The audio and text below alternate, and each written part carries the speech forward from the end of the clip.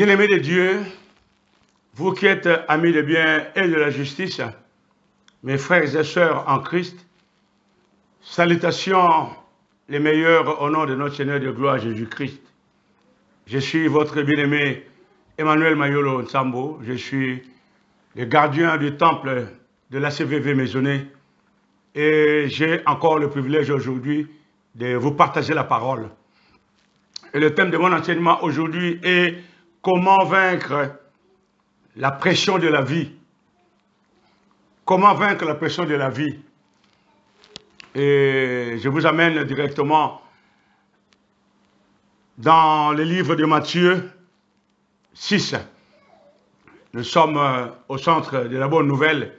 Et cette parole que nous recevons tous les jours, elle est toujours nouvelle, elle est toujours que noce. Nous ne lisons pas une Bible qui vient d'être écrite aujourd'hui. Autant que la parole dure, elle est toujours nouvelle. L'important, c'est que vous la receviez dans des prédispositions mentales, kainos. Voyez, dans les prédispositions mentales nouvelles, et la parole restera nouvelle, elle sera opérationnelle dans votre vie. Voilà. Excusez-moi. Donc, Matthieu 6, le verset 19, il est écrit, « Ne vous amassez pas des trésors sur la terre, où la teigne et la rouille détruisent, et où les voleurs percent et dérobent.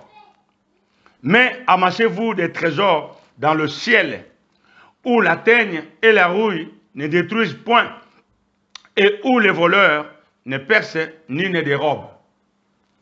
Car là où est ton trésor, là aussi sera ton cœur. » Mes bien-aimés, ce passage de la Bible est un orientalisme, vous savez. Nous lisons cette parole aujourd'hui, nous qui sommes du monde autre qu'oriental et occidental. Nous lisons cette parole avec une certaine compréhension occidentale. Mais cette parole de Jésus-Christ, lui-même qui était un oriental, cette parole est un orientalisme. Et on entend par orientalisme une citation ou une expression relative à la pensée orientale. Et l'Orient étant bien sûr géographiquement l'Est, le côté du pays du soleil levant. Excusez-moi. Ça englobe toutes ces parties de l'Est du globe terrestre. Voilà donc, cette parole est un orientalisme. Et l'interprétation occidentale de cette écriture est que les trésors fait référence à l'argent qui est déposé dans ce monde. C'est ça le trésor. Par conséquent, il n'est pas du tout en sécurité parce que la rouille et la teigne le détruisent. Et les voleurs pourraient le dérober. D'un côté, l'argent et le travail qu'on donne à l'Église ou à quelque autre cause valable, c'est le trésor gardé dans le ciel. Et c'est pourquoi vous voyez beaucoup de confessions religieuses mettent l'accent sur la dîme et le partage abondant. Dans l'interprétation occidentale de ce verset biblique, c'est comme si vous mettez l'argent en banque, elle est en lieu sûr, il n'y a pas de voleur, ainsi de suite. Vous mettez, vous avez même peur que la banque peut faire faillite, mais mieux vaut mettre l'argent à l'église, dans la dîme, dans les offrandes ou dans les œuvres humanitaires. Là, au moins, vous savez que vous donnez, vous mettez l'argent au ciel. Ça, c'est selon l'interprétation occidentale de ce passage biblique. Or, ce passage biblique de notre Seigneur est un orientalisme. Il a une autre explication. Et je vous enseigne aujourd'hui sur comment vaincre la pression de la vie. Et vous comprendrez qu'est-ce qui nous donne plus de pression dans la vie aujourd'hui pour savoir comment vaincre. C'est là où je suis avec vous aujourd'hui. Raison pour laquelle beaucoup de confessions religieuses, comme je vous ai dit, orientent ce passage pour un intérêt plus matériel que spirituel. Ce n'est pas ça. Mais ainsi que dans tous les cas où des symboles ou des figures de rhétorique sont utilisées, la véritable compréhension de cette écriture doit venir de sa signification spirituelle. Jésus-Christ parlait beaucoup dans les paraboles, dans les figures, ainsi de suite. Et plus oriental, il était un oriental. Aujourd'hui, vous voyez, les Européens ont aussi des styles, ont aussi des coutumes, ainsi de suite, comme les Africains ont aussi certaines coutumes. Vous voyez les proverbes où certaines citations sont carrément des figures, vous voyez, qui doivent être comprises selon leurs origines, autant que nous voyons aujourd'hui. Donc je disais, cette partie des Écritures doit être comprise dans le sens spirituel. Christ ne faisait pas référence à l'argent quand il a parlé de « ne vous amassez pas des trésors sur la terre ». Il ne parlait pas de l'argent, contrairement à ce que nous enseigne aujourd'hui. Il ne parlait pas de l'argent. Les trésors ici signifient simplement nos pensées. Gardez cela dans votre intelligence pendant que vous suivez cet enseignement. Les trésors dont le Seigneur a parlé aujourd'hui signifient tout simplement, dans la manière orientale de vous expliquer cet orientalisme, ce sont nos pensées. Vous voyez, en fait, il y a plusieurs symboles employés dans ce passage biblique. Regardez comment un grand érudit a expliqué ce passage. C'est un grand orientalisme qui a beaucoup travaillé la parole. Il s'agit de l'érudit, l'évêque Cassé Pillai, qui a beaucoup travaillé les orientalismes. Il s'est concentré sur l'orientalisme. Et j'ai les écrits de cet homme qui a beaucoup travaillé dans les orientalismes. Et vous comprendrez que beaucoup de versets bibliques sont plus clairs aujourd'hui quand ils sont compris, dans leur sens oriental. Et aujourd'hui, je vais tout simplement travailler ce que cet homme a travaillé. Vous savez que beaucoup n'ont pas l'occasion de lire ou ils peuvent se documenter pour retrouver les écrits de cet homme, l'évêque Cassé Pillai. C'est un oriental lui-même. Il a travaillé la parole. Il était partout, aux États-Unis, partout, et même il a travaillé avec l'un des grands que nous considérons dans la recette biblique, le Dr. Paul Victor Weber. Il a travaillé avec lui dans les orientalismes, vous voyez. Donc je vais travailler cet enseignement par rapport à ce que l'évêque Pillai a travaillé concernant ce passage biblique, vous voyez. C'est un grand homme dans les orientalismes. Alors, il disait ceci, ciel parle du domaine de l'esprit. Vous voyez, ne vous amassez pas du trésor dans la terre, ici sur terre, ou mais amassez-vous dans le ciel. Ciel ici, il s'agit de l'esprit. Les trésors, ce sont nos pensées. Le ciel, il s'agit du domaine de l'esprit. Et la terre est le domaine de la matière. La terre est le domaine de la matière, qui est des choses matérielles. La teigne, c'est la peur qui détourne nos pensées. La rouille, ce sont les soucis qui rongent et détruisent les pensées divines, positives. Et détruire ici, détruire signifie engendrer. Quand ça détruit d'un côté, ça engendre quelque chose. Vous voyez, dans la lumière de la pensée orientale, cette écriture devait alors être lue ainsi, comme l'évêque Pillai a écrit. Regardez comment il a traduit cette parole orientale de la manière occidentale. Il a dit ceci, que vos pensées ne soient pas tournées vers les choses matérielles, où les craintes et le souci engendrent la défaite, et où la frustration et où les doutes enfoncent et dérobent vos pensées. Mais que vos pensées soient centrées dans l'esprit, où ni la crainte, ni les soucis n'engendrent la défaite et la frustration, et où les doutes ne percent pas et ne dérobent pas vos pensées. Car là où sont vos pensées, là aussi sera votre cœur. Merveilleuse interprétation de cet orientalisme. La pensée, vous voyez, et notre cœur. Ce sont deux choses aujourd'hui que nous allons travailler par rapport au travail de ces grands hommes. Si nos pensées sont centrées sur les choses matérielles, nos vies seront sûrement tourmentées par l'échec. On est trop matérialiste. On a toujours, on est stressé, on a la peur de perdre, on a le souci de trop gagner, on a toutes ces choses-là. Nous voulons amasser des trésors. Et nous pensons que le ciel, comme nous voyons ici, c'est les banques, les investissements, ainsi de suite. Ça n'a rien à voir, vous voyez. Il n'y a que la frustration, l'échec et le désespoir, vous voyez.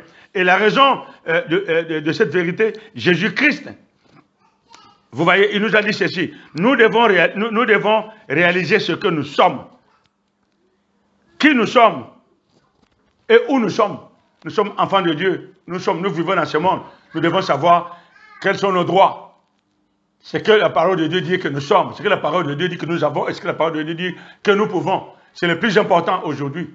Nos pensées doivent être centralisées et focalisées sur la parole. Vous voyez? Et cela nous donne l'assurance. Ensuite, nous pouvons nous réveiller de la suggestion hypnotique de l'adversaire. Il vous hypnotise dans les affaires du monde, il vous oriente vers le gain, l'argent, le pouvoir, toutes ces choses-là. Et vous perdez même le sens de la vie. Vous devenez même égoïste envers vous-même. Vous avez la peur d'échouer demain, de manquer demain, ainsi de suite. Vous voyez, si Jésus-Christ nous a parlé de cela, il n'a pas parlé d'argent. Il sait que nous avons besoin de vivre dans le monde. Mais il voulait parler de nos pensées. Les trésors, ce sont nos pensées. Là où est ton cœur, là où est ton trésor. Vous voyez? Là où est ta pensée, là où se trouvent tes trésors. Les vrais trésors dont nous disposons aujourd'hui, ce sont nos pensées. Ça part de nos intelligences, ça part de nos pensées avant que ça soit matérialiste. La vie commence d'abord par... La vie est avant tout spirituelle. Vous ne faites rien sans que vous ayez d'abord pensé. Voilà là où nous sommes aujourd'hui.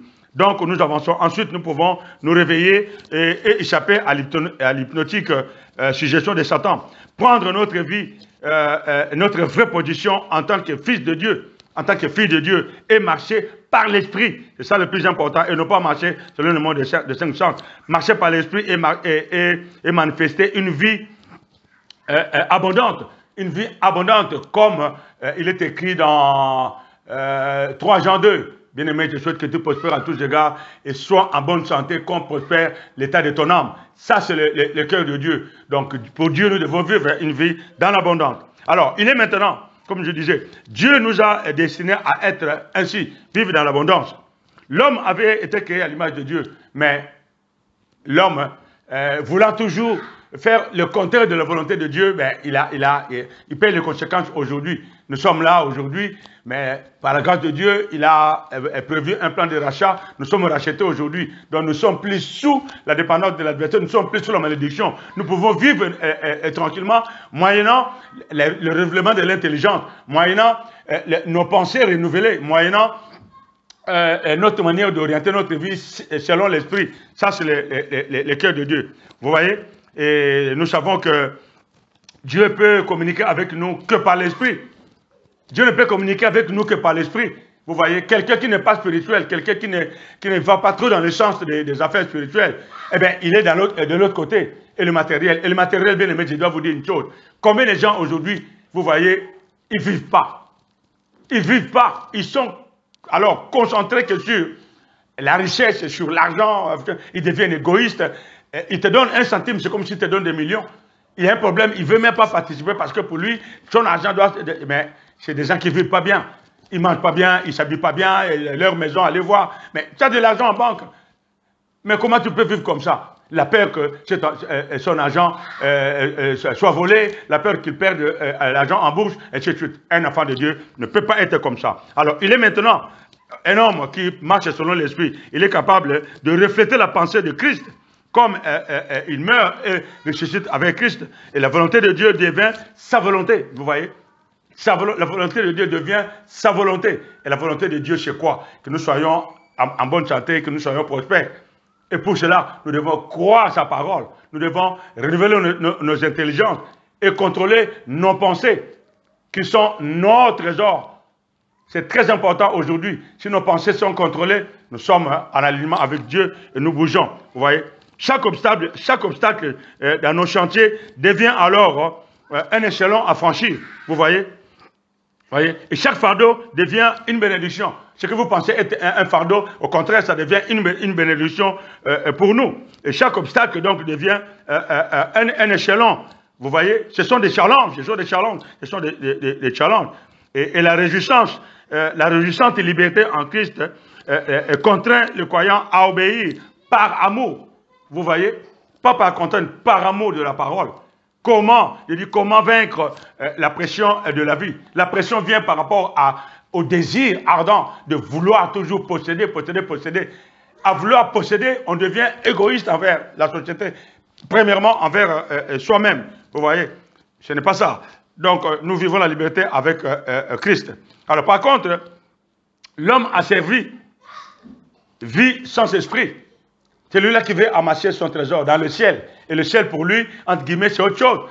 Dans le sens occidental du terme, il passe à autre chose. La banque, le ceci, cela. Ce n'est pas ça. Vous voyez? Et il ne vit pas sans esprit. Il vit sans esprit. Les choses spirituelles ne le regardent pas. Ne lui parlez pas de Dieu. Il vous dira, oh, mon argent, ce n'est pas Dieu qui me l'a donné.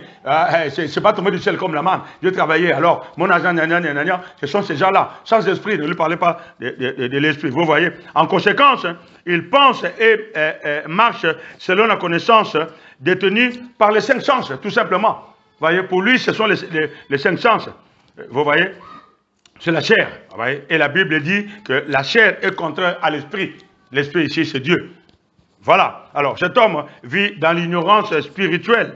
Le manque de connaissance est la racine de la plupart des problèmes. Dieu l'a dit dans la parole. Mon peuple est détruit parce qu'il manque la connaissance. Vous voyez? L'intelligence opérant sur l'information rassemblée à travers les sens pense négativement. La plupart du temps. Le monde de 5 sens, c'est que négatif. L'esprit n'est pas en vous. Vous ne pouvez pas réfléchir comme un enfant de Dieu. Vous n'êtes pas concentré, vous n'êtes pas focalisé. Vous recevez tout, emporté à tout vent de doctrine. Ce n'est pas ça que la parole de Dieu nous dit, nous en tant qu'enfants de Dieu. Vous voyez? Et ce qu'il pense, c'est ce qu'il est. Quand il dit que moi, je suis malheureux, il sera malheureux. Ou dans notre famille, on ne meurt qu'à 50 ans, il mourra à 50 ans. Chez nous, cette maladie est héréditaire. Il tombera, même s'il n'est pas malade aujourd'hui, il tombera malade parce que dans sa tête, cette maladie est héréditaire. Ça, ce sont ses pensées. Voyez, ce sont trésors qu'il garde dans le ciel. Il ne pense pas que le ciel, ici, c'est dans le domaine de l'esprit. Vous voyez? Que des négatifs, c'est qu'il pense ce qu'il est. Car il est tel que sont les pensées de son âme. Voilà. Proverbe 23, verset 7 dit, il reflète tout. Voilà. Car il est tel que sont les pensées de son âme. Voilà, c'est le livre de Proverbes qui le dit. Il ne peut pas penser à autre chose. Je suis malheureux, il sera malheureux. Moi, dans ma vie, dans notre famille, ça a été comme ça, ça a été comme ça. De toute façon, je suis né, depuis que je suis né, je n'ai jamais réussi dans ceci, cela. Je ne réussirai jamais. Même vous le dites de tenter, il ne tentera pas. Alors, chaque fois qu'il a un petit quelque chose, il le garde tellement précieusement, c'est son trésor, que si demain il n'a pas, il ne sait pas comment il va faire. Il a l'argent, il veut avoir beaucoup d'argent, mais le peu qu'il a, il ne veut pas l'utiliser. Il n'y a pas que l'argent, il y a même son intelligence. Ce sont les gens qui deviennent presque fous, parce qu'ils vivent dans un autre monde. Mais ils vivent dans une réalité matérielle, pour bien parler. Vous voyez? Alors, et vous, les gens, ces gens-là sont en face d'un destin tragique. Il y a des gens qui ont vécu des choses par rapport, dans leur vie, c'est par rapport à leur famille. Ils étaient comme ça dans leur famille. Au moment où les choses vont mal, ils commencent à dire que moi, dans ma famille, c'est comme ça, je finirai comme mon grand-père, je finirai comme mon père, etc. Voilà des gens comme ça. Et ces gens-là sont rattrapés par ça, vous savez. J'ai connu quelqu'un qui s'est brûlé. C'était une histoire que m'a racontée par les gens de la famille. Il s'est aspergé de sang. Il marchait, il a mis le feu, il marchait, comme si il a brûlé. Parce que dans leur famille, c'était un sort dans leur famille. Il n'était pas le premier. Comment voulez-vous imaginer des choses comme ça? À un moment donné, vous êtes possédé par les esprits diaboliques. Eh bien, ce que vous êtes, c'est ce que vous reflétez, c'est ce que vous allez vivre. Eh bien, il s'est suicidé de telle manière-là. C'est vraiment, c'est dramatique, vous savez. Alors, la solution pour une telle personne est une acceptation et l'acceptation de Jésus-Christ. Ils doivent naître de nouveau. Ils doivent confesser Jésus-Christ de la vraie façon qu'il faut. Romains 10, 9, 10, qui croit au Seigneur Jésus, que Dieu l'a ressuscité de mort, et il sera sauvé. Vous voyez, c'est la seule possibilité. Sinon, alors, il va passer tout son temps à vouloir amasser son trésor dans le ciel, croyant que là, et ainsi de suite. Non, c'est faux. Vous voyez, c'est faux. Ce n'est pas ce que la parole de Dieu nous dit aujourd'hui. Vous voyez, ceci est que les choses que nous voyons ne sont pas réellement dignes de confiance. Nous les regardons aller et venir. Aujourd'hui, nous les avons, demain, nous ne les voyons plus. Aujourd'hui, nous avons de l'argent, demain, nous avons ceci, cela. Du jour au lendemain, nous avons plein les trucs, mais ça disparaît comme le vent. Mais dans l'esprit, nous avons une grande richesse qui ne disparaît jamais. Car Dieu nous donne cette paix du cœur, la paix, un fruit de l'esprit. Vous voyez, nous avons l'abondance, nous avons d'abord la paix. Nous ne voyons pas les choses matérielles, que les matériels. Nous en avons besoin, bien sûr, mais nous vivons autrement. Ce passage biblique est un orientalisme. Ne voyez pas que vous devez amasser dans le ciel. Ou alors, vous devez amasser dans le ciel en donnant à l'église, en donnant dans des œuvres. C'est bon, faites-le si vous pouvez faire. Mais ne pensez pas que c'est conforme à cette parole-là. C'est un orientalisme. Non, le ciel, ce sont les choses spirituelles. Et la terre, ce sont les choses matérielles. Ils veulent amasser leurs biens partout. Ils ont peur d'amasser ici, ils veulent amasser dans le ciel. Mais quel ciel? C'est là où nous sommes aujourd'hui. Proverbe 11 dit ceci. Tel qui donne libéralement devient plus riche. Et tel qui épargne à l'excès ne fait que s'appauvrir. Tiens, j'y arrive. Des gens comme ça qui veulent amasser leurs trésors, soi-disant dans le ciel, ils deviennent tellement égoïstes. Ils font que amasser, ils font que économiser, ils deviennent tellement radins et égoïstes qu'ils ne veulent pas partager. Quand ils sortent 1 centime, c'est un miracle. Demandez-leur leur compte bancaire. Ils vous montrent ça, vous allez tomber. Mais comment avec cet argent, tu vis toujours dans le stress? Tu fais quoi? Tu manges mal, regarde, les os sont visibles. Avec cet argent, tu ne veux même pas manger. Un petit morceau de ceci, un petit morceau de cela, tu manges parce que tu sais que mon argent, on ne sait jamais, mais tu vivras quand? Regardez comment les gens vivent dans l'égoïsme. Parce qu'ils ont mal compris. Je parle des croyants qui vivent comme ça. Pas seulement les gens du monde, les croyants vivent comme ça. Vous qui êtes croyants, qui êtes bien-aimés de Dieu, attention, vous voulez toujours épargner à l'excès. Vous avez du mal à partager abondamment. La dîme, n'en parlons pas. Aujourd'hui, on fait des enseignements kilométriques sur la dîme.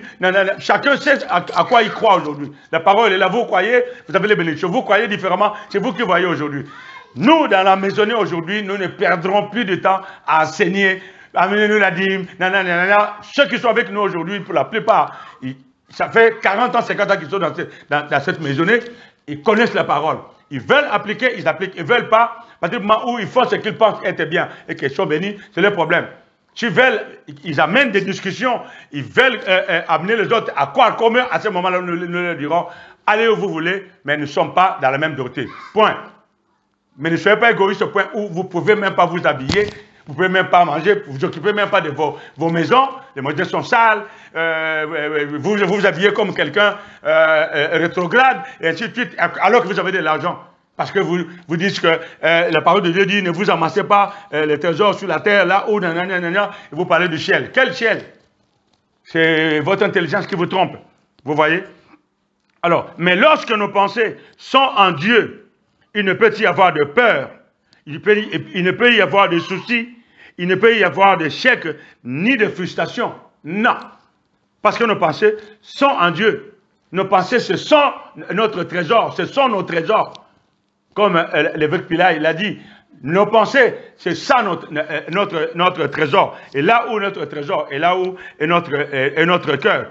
Vous voyez, c'est vraiment fantastique. Nous ne misons pas nos vies sur ce qui change. Tout change aujourd'hui. J'ai aujourd'hui, demain, je n'ai pas. Mais misons notre vie sur ce qui ne change pas. Qu'est-ce qui ne change pas?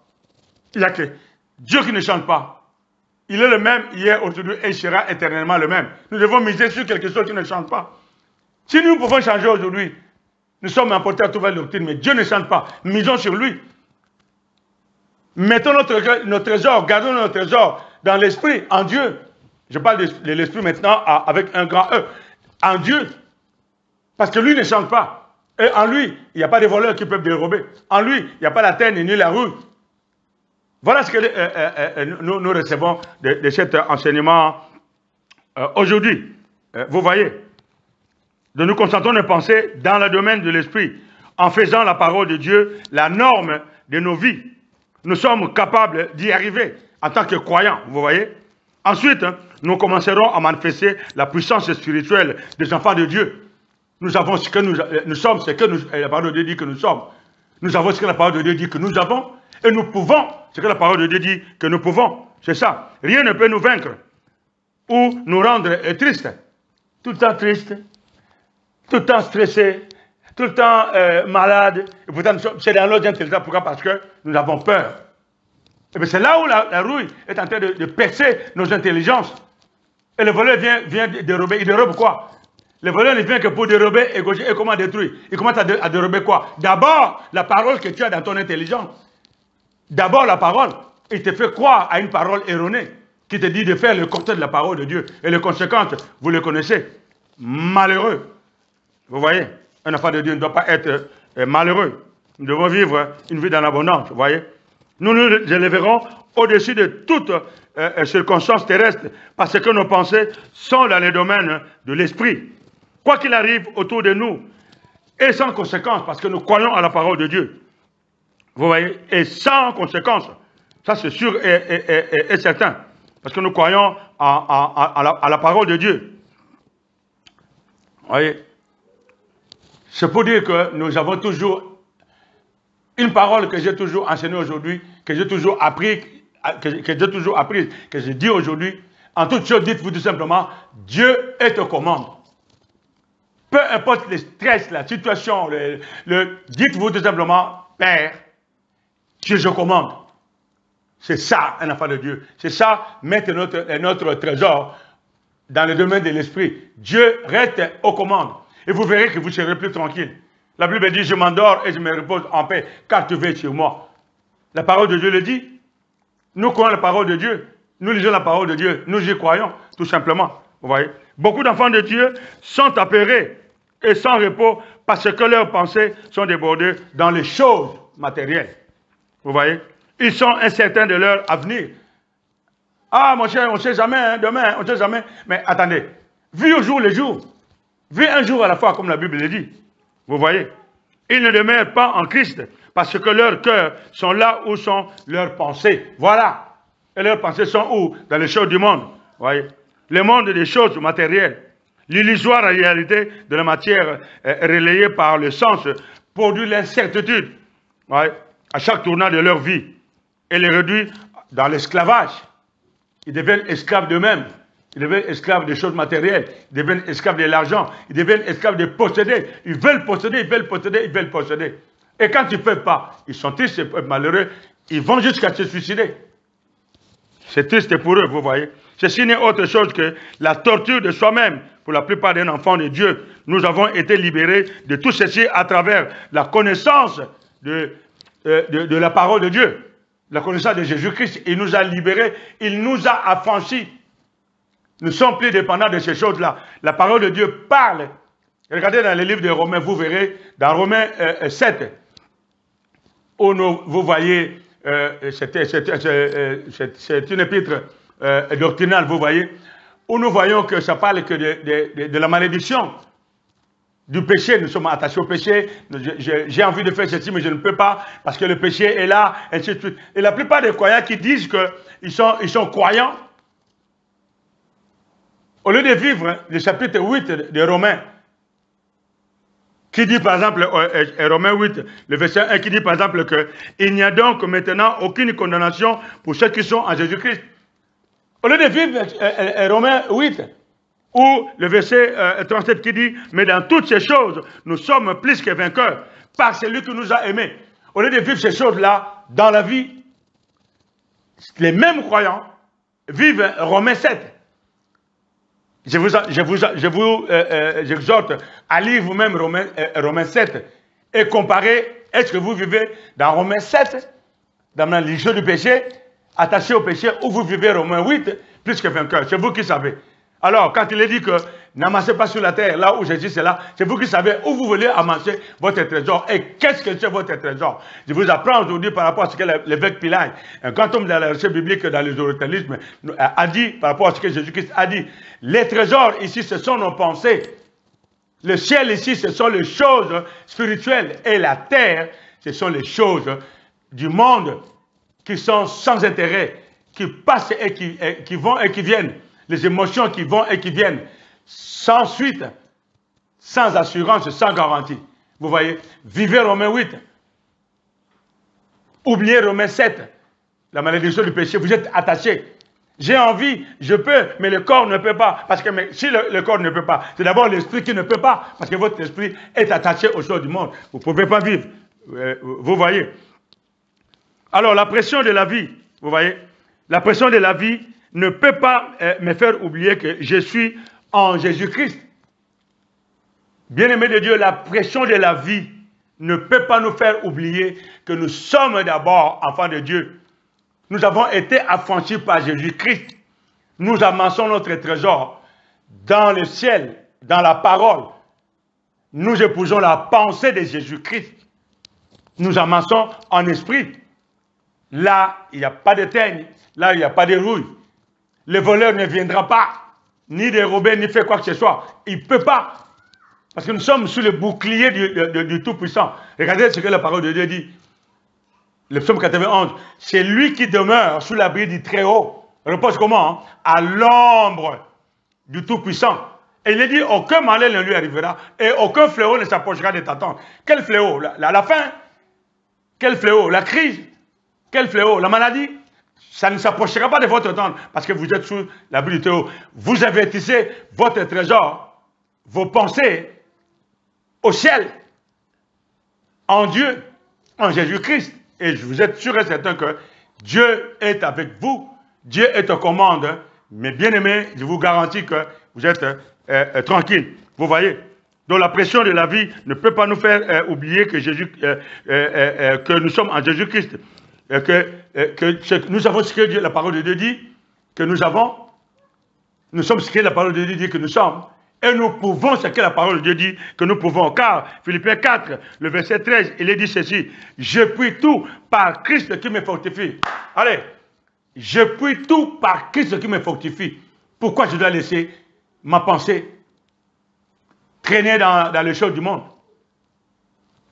Vous voyez, bien aimé, un grand travail d'un grand homme dans les orientalismes nous fait voir aujourd'hui que ce que nous voyons aujourd'hui dans ce passage, ce n'est pas ce que nous devons croire. C'est un orientalisme et nous avons eu aujourd'hui cette explication de cet orientalisme.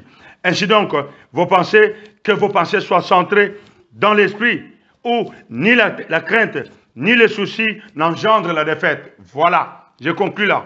Vous voyez? Dans l'esprit, où ni la crainte, ni les soucis n'engendrent la défaite et la frustration, et où les doutes ne percent pas et ne dérobent pas vos pensées divines, vos pensées selon le cœur de Dieu. Vous voyez? Car là où sont tes pensées, toi qui me suis, toi ma soeur, toi mon frère, là où sont tes pensées, aujourd'hui, c'est là aussi où sera ton cœur. Merveilleux, bien-aimé, merveilleux. Que Dieu vous bénisse, vous êtes les meilleurs. Nous sommes dans le centre des enseignements. Nous sommes aujourd'hui dans la bonne nouvelle. Continuez à aller et solliciter, continuez à aller et chercher. Allez dans notre site www.acvb.org. Ces enseignements sont disponibles sur papier. Vous pouvez les imprimer pour vous. Les ordinateurs peuvent flancher, le téléphone peut flancher, mais quand vous avez ces éléments, vous les imprimez, vous gardez chez vous, on ne sait jamais, demain vous en avez besoin, vous pouvez aller et travailler. Et vos enfants qui viendront demain, qu'est-ce que vous allez leur laisser? Ah, tiens, je me rappelle un enseignement de tel, tiens, voyez, ce que nous avons aujourd'hui, cette Bible-là, elle n'est pas sur le téléphone, cette Bible-là, elle est où? Elle a été écrite. Vous voyez, les gens ont écrit de la part de Dieu et nous avons aujourd'hui. Et cette habitude-là, alors, allez dans notre site et vous pouvez voir autre chose. C'est un site riche, vous savez. La parole, rien que la parole. Que vos cœurs soient venus, vous êtes les meilleurs. Père Saint, je te loue, je te rends encore pour ta parole. Merci pour cette parole de vérité, cet orientalisme que nous comprenons aujourd'hui. Contrairement à cette explication occidentale, nous avons la clarté de cette parole de Jésus-Christ, que nous devons amasser notre trésor dans le ciel et non sur la terre, dans les choses spirituelles et non sur les choses matérielles du monde. Merci pour chaque personne qui entend cette parole et qui la mettra en pratique. Il sera comme un homme prudent qui a bâti sa maison sur les rocs. Peu importe les vents, il ne tombera pas, il ne cédera pas sous la pression de l'adversaire, mais il vaincra la pression de ce monde. Tout ceci au nom de Jésus-Christ, notre seul sauveur et rédempteur vivant, que nous te disons Amen.